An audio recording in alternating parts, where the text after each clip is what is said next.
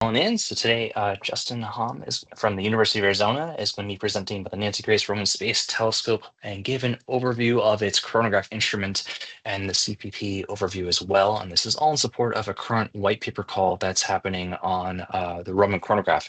You can get that information. I'll put the link to it in a second into the chat. But you can get that information from our website, which is I think roman.gfsc.nasa.gov. I'll put that link into the chat in a second as well. But Justin, thanks again for giving today's presentation, and please take it away. Great. Yeah, thanks for having me. Yeah, my name is Justin Hom. I'm a postdoc at the University of Arizona. I am also one of the PIs for the Roman Coronagraph Community Participation Program, and I'm honored to give this presentation to you all today, just giving an overview of the instrument and the CPP, along with our current white paper call that is out. Okay, so many of you probably know that the namesake of our observatory is Nancy Grace Roman. She was NASA's first chief astronomer, appointed in 1959. And she really was sort of a lead figure in astronomy at NASA throughout the later half of the 20th century.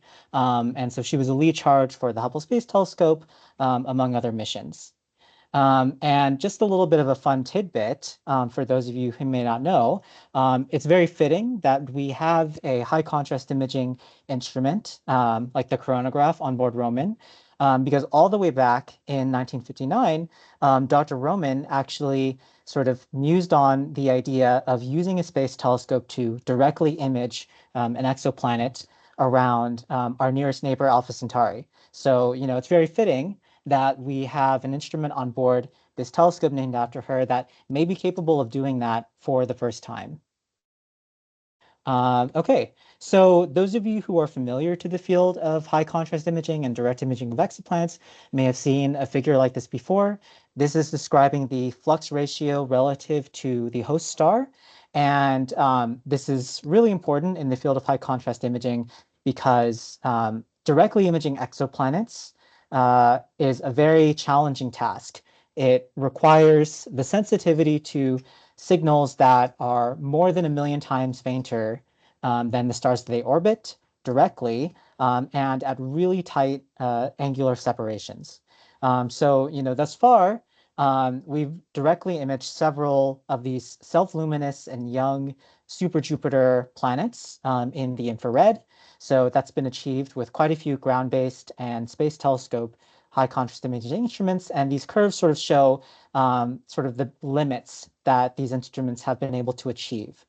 Now, some of you may also be familiar with the Habitable Worlds Observatory mission concept, which is a really exciting mission concept to try to directly image and characterize Earth-like exoplanets around our nearest stellar neighbors. And to do that, it's sort of generally predicted that you need contrast levels approaching 1 in a part per 10 billion at separations less than a few hundred milliarc seconds. So that's a huge jump to get from sort of this regime here down to here. And this is where the Roman coronagraph comes in. So with the Roman coronagraph, we're not expecting to be able to detect Earth-like exoplanets directly, but we're likely going to land somewhere in the middle between what we can currently achieve and what HWO would like to achieve. So in this way, Roman coronagraph is really going to be a critical stepping stone to get to this goal of detecting Earth-like exoplanets directly around our nearest stellar neighbors. So we have sort of a required performance at about 10 to the minus 7 contrast or so at around 300 to 400 milliarc seconds. But what we predict in terms of performance is a lot deeper than that. So, we're sort of optimistically predicting that we can achieve contrast levels of a few times 10 to the minus 9 at these separations, which is potentially sensitive enough to directly image true Jupiter analogs around nearby stars in reflected light. Okay, so as I said, Roman Coronagraph is a very critical stepping stone. And it's really paving the way for HWO to be able to do all of this amazing science that HWO hopes to perform. So the Roman Coronagraph is going to be the first space-based coronagraph with active wavefront control. And this active wavefront control is really important to reach those really high contrasts that you need. And it's a visible light technology demonstration instrument with sort of this easy requirement, as I mentioned before. But again, we have this sort of optimistic goal of much deeper than that. And yeah, it's a huge risk mitigation for HWO. So, the current status of the instrument right now, it was delivered to Goddard last year in May, and we're still on track for a launch no later than May 2027. But we're hoping for a launch by October 2026. And so, as I've been saying here, the Roman chronograph is paving the way for HWO, and it's going to do that by demonstrating multiple technologies that are relevant for HWO getting that performance that we want HWO to get. So for one, a big one here that is related to the active wavefront control, ultra precise wavefront sensing and control down to the hopefully 10 picometer wavefront stability level. And to do this, will involve using large format deformable mirrors. Also helping out in achieving the contrast that we need are complex coronagraph masks. And these are very specially designed for Roman. You may know that Roman's aperture or Roman's pupil is quite complex with struts and obstructions. And so these coronagraph masks are especially designed to maximize the performance of the instrument in the presence of that pupil. We're also going to be using an ultra low noise electron multiplying CCD, which will also be capable of doing photon counting. So really allowing us to get sensitivity to these really faint signals that we want to detect. And with all of this also comes new ways of doing data post-processing as well. So, new technology will likely require some new thoughts about how to actually process the data that we get down. So last year, before being shipped off to Goddard, the Roman Coronagraph was actually in TVAC testing for a short period of time at JPL. And what we were able to find in TVAC testing was that we weren't just able to achieve the required performance level of 10 to the minus 7 flux ratio, but we were actually able to outperform that requirement by at least a factor of 4. So that's really encouraging for the performance of the instrument. And it should also be noted too that, this is not some sort of floor. We may actually be able to achieve even better performance than that. Had we a little more time in TVAC testing to actually push that performance limit. So things are looking pretty good for the performance of the instrument. And I wanted to flash this slide up that describes sort of the currently supported observing modes that we plan to utilize with the Roman Coronagraph.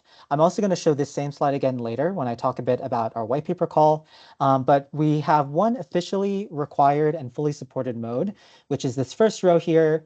It's narrow field of view imaging using a hybrid Leo coronagraph mask. Our effective field of view is about 150 to 450 milliarc seconds. In a filter centered at 575 nanometers. But we do also have several other best effort modes that we're hoping to be able to fully support as the mission goes on. And this is a combination of wide field of view imaging modes using a different type of coronagraph mask, along with low resolution slit spectroscopy in a couple band passes. But there are actually even more possible observing modes than just the ones that I'm listing up here. So there's a full list if you want to see it in a JADIS paper by AJ Riggs from this year. So check that out if you're interested in learning more about what the instrument could potentially do. So what are some of the really exciting things that the Roman Coronagraph may be capable of? So there are some really exciting new things that the Roman coronagraph can do for exoplanet science.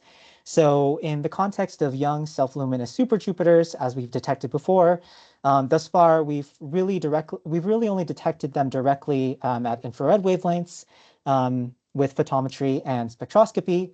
And the Roman coronagraph will add visible light wavelengths, photometry, and low resolution spectroscopy on top of that. When it comes to true Jupiter analogs, we really have only detected these indirectly before, and we have never really directly characterized them. So the Roman coronagraph gives us the potential for the first visible light, reflected light images and low resolution spectra of true nearby Jupiter analogs. And we can really start to get at questions like, do they have cloudy or clear atmospheres? Do their atmospheres have supersolar or solar metallicity? And things like that. And as part of what we've been doing to prepare for mission operations, we haven't just been putting the instrument through its paces or making up observation plans and writing pipelines. We've also been conducting simulations of observations we may do. So on the left here, I'm showing a simulated observation of the 47 Ursa Major system. This is somewhat of a famous system in the RV exoplanet world. It's a three-planet system, and the Roman coronagraph may be capable of detecting these planets directly in reflected light for the first time. So this is just showing a simulated observation of that. And again, getting back to reflected light, we've been thinking about the types of signals and measurements we may get through both photometry and spectroscopy of reflected light exoplanets. So this is on the bottom here showing a theoretical albedo spectrum made by Kerry Cahoy of a Neptune analog. There are also some really fun new opportunities in circumstellar disk science as well. So high contrast imaging has spatially resolved several Kuiper belt analog debris disks at scattered light wavelengths in both the visible and the near infrared. Thus far in space telescopes, the state of the art is Hubble imaging. And so on the right here, I'm showing a Hubble STIS image of an edge-on debris disk. You can see that with STIS's coronagraph masks, we essentially can't see anything within this region or so. And what Roman allows us to do is achieve a much tighter field of view. So here I'm overlaying the Roman coronagraph field of view on top of this Hubble STIS image, and you can see that we're pretty much entirely within the sort of inner working angle of the STIS coronagraph, at least in this image. So it's really opening up a sort of new regime in studying debris disks by being able to look at more compact disks along with asteroid belt analogs as opposed to just Kuiper belt analogs. There is also the possibility that the Roman coronagraph can detect exozodiacal dust for the first time at visible light wavelengths. So this is terrestrial zone dust. And thus far, we've really only detected them indirectly through infrared excesses, if you're familiar with the LBTI host program. And the Roman coronagraph is really going to give us the potential for the first visible light images of these types of systems. And one of the questions that people working on HWO are interested in are any high priority HWO target systems too dusty? Are there any HWO target systems that will have so much exozodiacal dust that it will outshine any signals from terrestrial exoplanets? And similar to the exoplanets, we've also been thinking about this through simulations and yield analyses as well. So here I'm just showing a couple examples. This top row here is showing polarimetric imaging simulations done by Ramya Anche. And the bottom here is showing sort of an exozodiacal dust detectability and yield analysis presented by Ewan Douglas in his 2022 paper.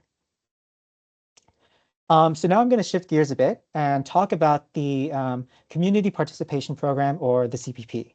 So that's all of us who are working to make sure everything with the instrument is going well for when we launch and when we do operations. So it was established in 2022 by this Rose's Call for proposals, and Really, the proposals aim to support the progress of and exploit the scientific and technical data from Roman. Um, for the CPP category in particular, the selected proposals were sort of sole PI and small groups, um, but the intention of collecting all of those small groups was to create one cohesive team. And this team is comprised of these PIs and these small groups, along with international partners and representatives from the Coronagraph Science and Engineering teams and the Science Support Center. And so here it's just showing a timeline of what's going on with our work efforts against what's going on with the telescope and the mission and launch and operations. So the CPP has a lot of responsibilities. I'm just listing a few of them here. One is making the data processing pipeline. Another big one is planning the observations for the instrument. So this involves sort of building a database of possible targets, conducting precursor observations and analyses of these targets, and creating tools to make observation plans. And this is sort of intertwined with image and observation simulations, along with preparing for beyond requirements observations. And so ultimately, to sum it up, we're sort of preparing for the commissioning and operations of both the primary and goal observing modes. And something else that we're thinking about too are alternative higher order wavefront sensing and control algorithms that can be employed on the Roman coronagraph. So I'll briefly go over some of the different groups that we have tackling all of these different tasks and responsibilities. The observation planning group, they have so many duties that it's actually split. It's actually sort of subdivided into smaller sub-working groups led by multiple different people.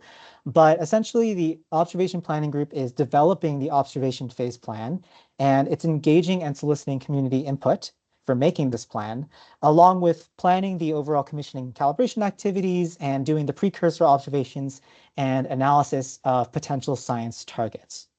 And thus far, the group has released the exposure time calculator, and this is sort of entwined with our white paper call. So if you're interested in writing a white paper, we also suggest checking out our exposure time calculator. And we've also already executed hundreds of precursor observing hours, and we're sort of on track to complete that effort by the end of this year.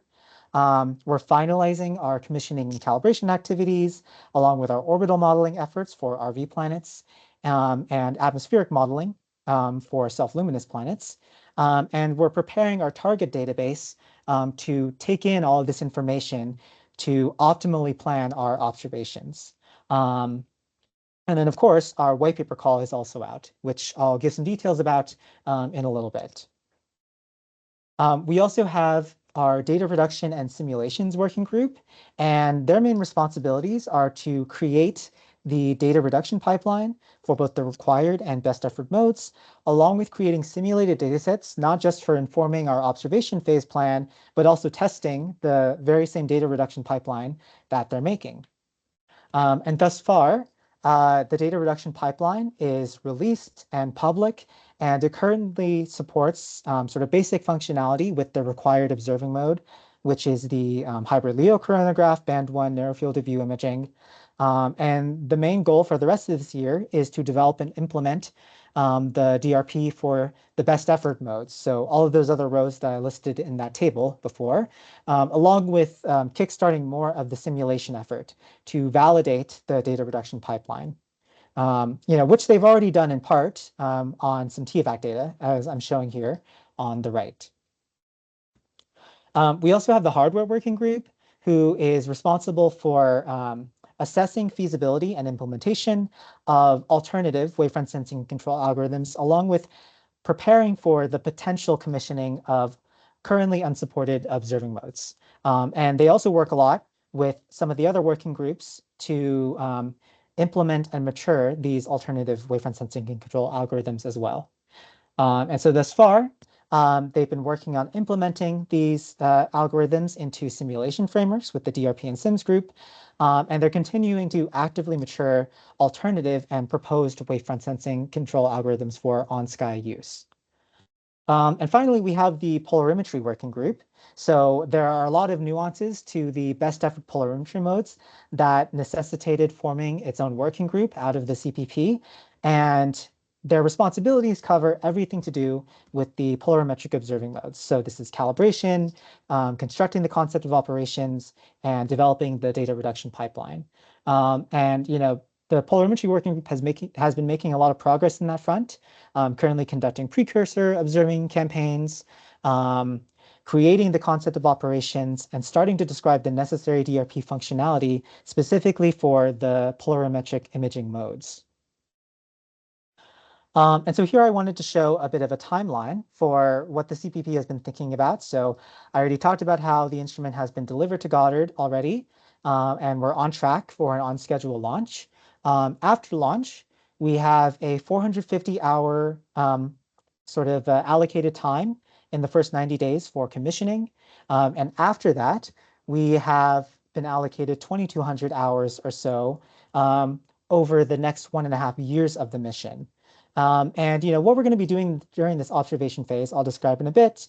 But we'll be doing various things, including additional commissioning and verifying requirements and performance. Now, if this observation phase is successful, there is the possibility of an extended operations phase. And some of the things we can do during this extended operations phase include commissioning unsupported observing modes and conducting groundbreaking science or additional science and technology demonstration observations. But this is not a guaranteed. This is not guaranteed that we'll get this extended operations phase, and it's really contingent on achieving good performance during the commissioning and observation phases, available resources to actually operate and plan during the extended operations phase, and also community interest in continuing to using the coronagraph after the initial observation phase. So what is our sort of plan for this observation phase? Well, our number one priority is to achieve this sort of level 1 technology requirement. And as I showed at the very beginning of this talk, this requirement is achieving a contrast reflex ratio of 10 to the minus 7 on a 5th magnitude star at band 1 wavelengths, so using the narrow field of view imaging mode. But once we achieve that level 1 technology requirement, it's a bit open-ended. So depending on what time and resources allow, we can continue to push the performance limits of the instrument, commission additional observing modes, including the best effort modes, and so on. And our goal here during this observation phase is to really maximize the long-term science and technology value of the instrument. And so what this means is that when we're using the instrument, we're not just going to use, or we're going to try not to use just any star or any target that's available. We want to use scientifically interesting targets when it's feasible, so that there is more of a return to the broader community. And this is really important because there is no planned geo program for the Roman Coronagraph, and the white paper call, which I'm going to talk about next, is really the sort of primary path in which we're soliciting community input on target selection. And all that being said as well, there's no proprietary period on Roman Coronagraph data. So, part of the reason this all ties into there being no geo program essentially. So once the data arrives in the archive, anyone is free to download it, and anyone is free to use the publicly accessible data reduction pipeline to reduce that data and analyze that data. So it's really open-ended. And I'm going to emphasize this again and again, but this is the best chance to advocate for impactful observing programs for the Roman Coronagraph. So I'm flashing this slide up again, just for your reference. Just to remind you, what are the required and best effort modes we're currently planning to support, but also with the caveat that there are additional observing modes that you can write about in your white paper call. And look at this paper by A.J. Riggs to look at some of these other observing modes that you may be interested in. So with this white paper call, we really want to ensure that the community has a valuable legacy data set for the future. So we want to ask the community, what are the technology demonstration and science observations and observing modes? Um, what do they want? What does the community want to see happen during any of these coronagraph observation phases, whether it be commissioning or the 2200-hour observation phase or in a possible extended mission? And so that's really how this white paper call was born. And when it comes to this white paper call, we're really inviting everyone from the community across all career stages and positions to submit their ideas for both technology and science investigations. So, if you're a student, for example, we want you to write a white paper. If you're a postdoc or you're faculty, we want you to write a white paper. We want everyone to write white papers. And so our deadline for white paper submission is August 7th. And we also have a set of resources and handy tools that you can find at our website here, coronagraph.space. The Exopag has also set up a spreadsheet where people can coordinate white paper ideas. So again, I really want to emphasize that these white papers shouldn't be treated as observing proposals. So we really want to encourage people in the community to work together in writing these white papers so that we have a good understanding of, what are the most helpful and impactful observations that will directly benefit the community the most. And so to summarize, the Roman Coronagraph is a technology demonstration for HWO, and we're testing precursor technologies and the systems using those precursor technologies. So we made a lot of progress. There's still some work to go. And,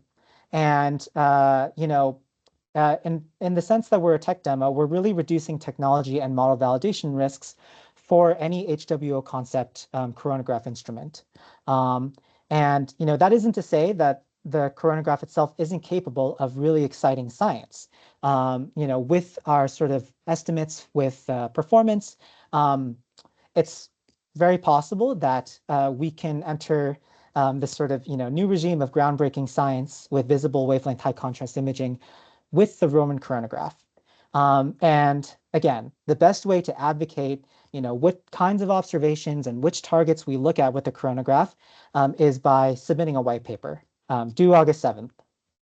And if you want some more details, please check out our website. We have a lot of resources there, including documentation and the exposure time calculator, along with the template that we'd like people to follow for the white papers. And if you have any questions, you can please email us here. And yeah, I think that's all I have. And I'm happy to take any questions about the coronagraph, the CPP, and the white paper call. Thank you. All right, let's make sure to give Justin some clapping hands emojis. You can click the react button at the top of your screen and click the clapping hands. Thank you, Justin, for that awesome talk. And we now have time for a few questions. You can do in either one of two ways. You can either raise your hand, which is just the left of that little reaction button, or you can write your question into the chat and I will read it out loud. Again, I put the links to the Roman website, which also has the currently open white paper and community participation calls. I put that link in the chat as well as the direct link for the white paper call for the Roman coronagraph. So now we'll pause and see if anyone has any questions.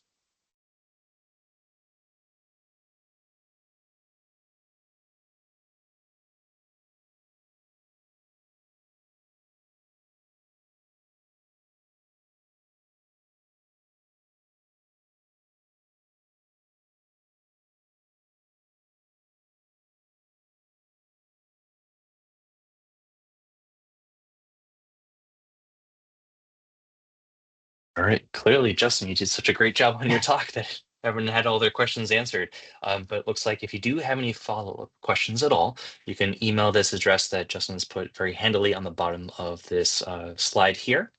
And Vanessa notes into the chat that XLab is providing a venue for community coordination of white papers, and you can see that link that Vanessa just posted into the chat there. Thank you, Vanessa. And all the information that you should need should be on that white paper website that Justin has there on his slide and the FAQ, and you can answer any other questions that way as well. So thank you again, Justin, for giving that talk. Just wanted to also see if anyone from Roman Project Science wanted to give any updates at all as well.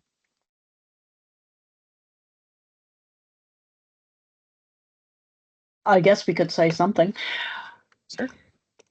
You're probably not following the blow by blow of how Roman's coming along, but up until this Monday, if you looked in the Roman clean room, you would see all of pretty much everything that we're sending to L2, apart from the propulsion fuel, in the clean room itself. Now, SKIPA, which is the spacecraft and integrated payload assembly, so spacecraft instruments and telescope, has been moved to the SES chamber in preparation for thermal vac testing that will start in August and continue for about 3 months. The other part of Roman OSD which is the outer barrel assembly, the solar array and sun shields, and the deployable aperture cover, is still in the clean room, but will be leaving in a few weeks to do acoustic testing and then vibe testing. And they'll both come back into the clean room in the autumn and be put together, and we remain on track for a launch next fall, and perhaps as early as September 2026. We're trying to pull the schedule in earlier. There's a question from Michael. Shall I speak? Please go ahead. Yeah, thanks for the presentation. That was really helpful. It looks like the optimistic limits are still a way we can frame potential science uses in the out years and try to generate enthusiasm for future science exploitation beyond the early phase that the team is going to lead. I wondered about access to wavefront sensor data and telemetry. I know this was a discussion topic 5 years ago, but I don't know where things landed. Will the community have access to this kind of information to try to utilize fancy post-processing techniques a la Marie Oof and collaborators?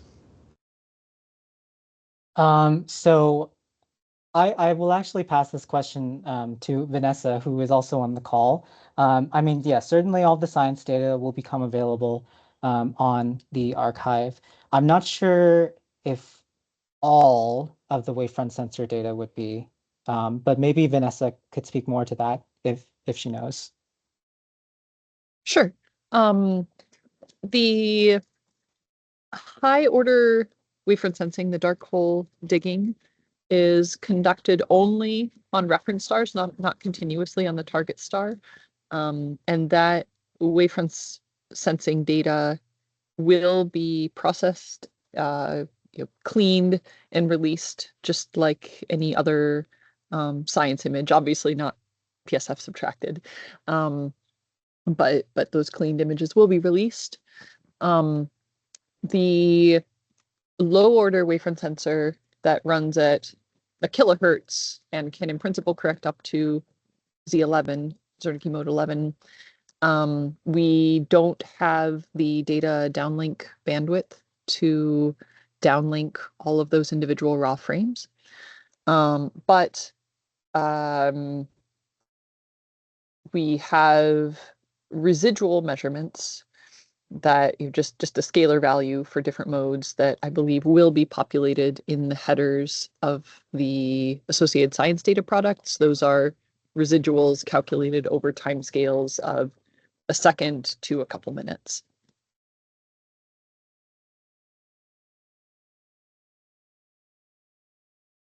Thank you.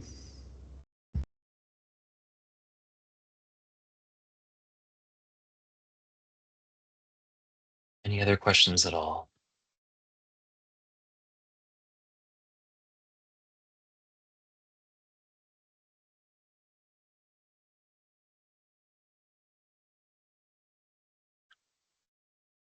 Great. Not seeing any hands, not seeing anything else. Oh, yeah, go ahead, Michael.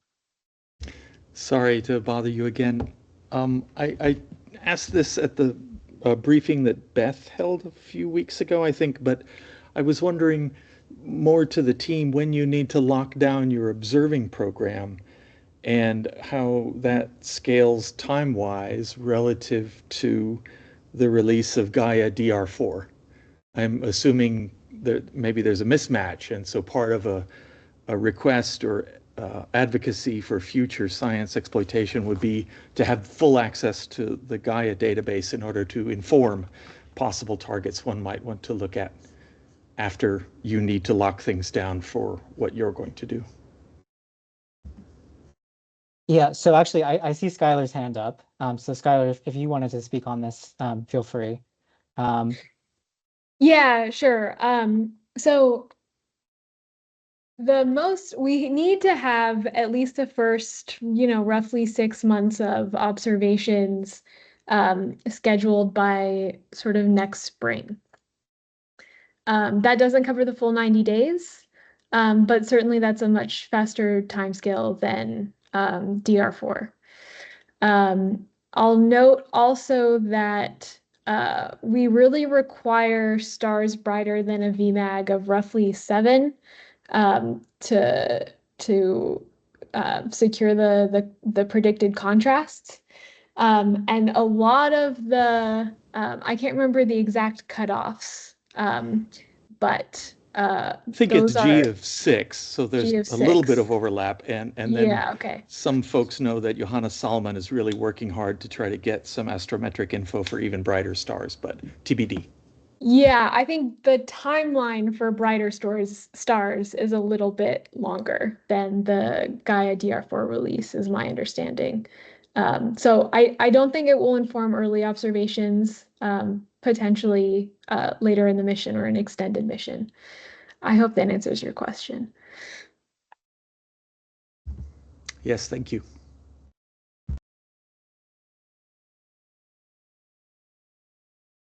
Great. Any other questions at all for Justin or Skylar or Vanessa or Julie? I don't have anything else. Oh, thank you, Julie.